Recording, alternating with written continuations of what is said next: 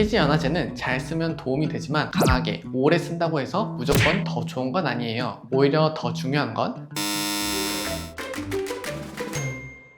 안녕하세요. 피부과 전문의 윤대관입니다. 볼록볼록 올라온 피지 때문에 이것저것 많이 해보신 분들 많으시죠? 요즘은 피지 연화제 제품들을 많이들 사용합니다. 그런데 이 피지 연화제도 잘 쓰면 정말 좋은데 잘못 쓰면 오히려 문제가 될 수 있습니다. 그래서 오늘은 피지 연화제를 제대로 사용하는 방법을 알려드려 볼게요.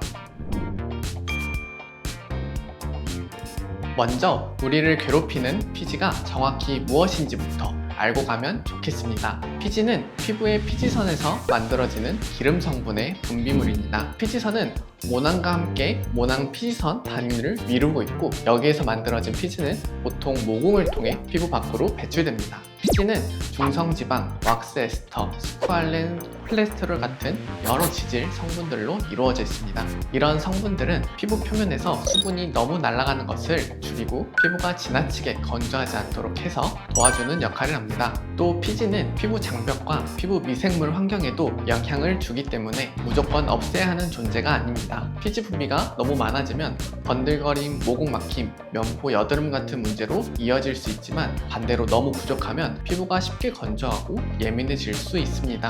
즉, 피지는 적정 수준으로 유지되어야 하는 정상적인 피부 분비물이라고 이해하시면 됩니다. 먼저 내 모공의 배출 능력에 비해 실제 피지 분비량이 너무 많아져가지고 막히는 경우가 있습니다. 모공을 통해 빠져나가는 피지보다 만들어지는 피지량이 더 많아지면 결국 모공 안에 피지가 쌓이게 됩니다. 그럼 이렇게 피지 분비가 많아지는 가장 대표적인 원인은 뭘까요? 바로 안드로겐 같은 호르몬의 영향입니다. 이런 호르몬들은 피지선을 자극시켜가지고 피지 분비량을 늘릴 수 있습니다. 그래서 사춘기에는 피지 분비가 이렇게 많이 늘어나고 얼굴이 번들거리거나 여드름이 많이 생기기도 하죠. 그런데 이때 학생 환자분들이 이런 말씀을 많이 하십니다. 제 친구도 똑같이 다 사춘기인데 피부가 되게 깨끗하던데요? 맞습니다. 사람마다 타고나는 부분이 다르죠. 같은 나이대 같은 생활을 해도 누구는 피지 분비가 너무 적고 트러블이 별로 없지만, 누구는 피지선이 호르몬에 더 민감하게 반응해서 쉽게 번들거리고 여드름이 생기기도 합니다. 즉, 피부에는 어느 정도 타고난 소인, 다시 말해 유전적인 부분이 분명히 있습니다. 하지만 타고난 조건이 전부를 결정하는 것은 아닙니다. 두 번째 이유가 여기서 나옵니다. 피지 분비량 자체는 크게 변하지 않아도 나오는 모공 자체가 좁아지면 피지가 밖으로 못 나가고 안에 쌓이는 경우입니다. 모공을 막는 화장품, 땀, 반복적인 마찰, 또 이런 것들로 인한 피부 장벽 손상 같은 외부 환경 때문에 피지가 제대로 배출되지 못하고 안에 쌓일 수 있습니다. 사춘기가 지난 성인인데도 모공에 피지가 쌓이고 여드름이 생기는 이유가 바로 여기에 있습니다. 사실 피지 연화제는 피지 자체만 녹이는 건 아니에요. 화이트헤드나 블랙헤드를 짜보면 그냥 묽은 기름이 나오는 게 아니라 모공 안에 마개처럼 단단하게 덩어리진 게 같이 나오기도 하고, 치즈 같은 노란빛 반고체 물질이 같이 나오기도 하거든요.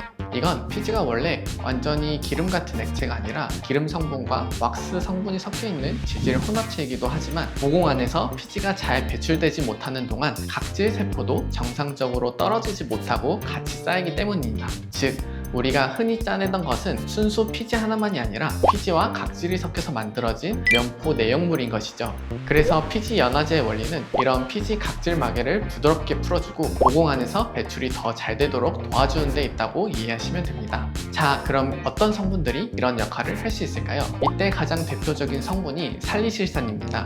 살리실산은 지용성 바하이기 때문에 피지가 많은 모공 안으로 비교적 쉽게 잘 들어갈 수 있고, 각질 세포 사이의 결합을 느슨하게 만들어서 막혀있는 면포를 부드럽게 풀어주고 배출이 좀 더 잘 되게 도와줍니다. 또 경우에 따라서는 아하 계열, 예를 들면 글리콜산이나 젖살 같은 성분이 들어가기도 합니다. 이런 성분들도 각질을 부드럽게 정리해주면서 모공 입구가 덜 막히도록 도와주는 역할을 합니다. 그리고 중요한 성분이 하나 더 있는데요. 바로 비타민 A, 레티노이드 계열입니다. 레티노이드는 살리실산처럼 당장 면포를 불려서 빼는 개념이라기보다는 모공 안에서 비정상적으로 과다하게 일어나는 각질화를 정상화시켜 면포가 새로 생기는 과정을 줄여주는 역할을 합니다.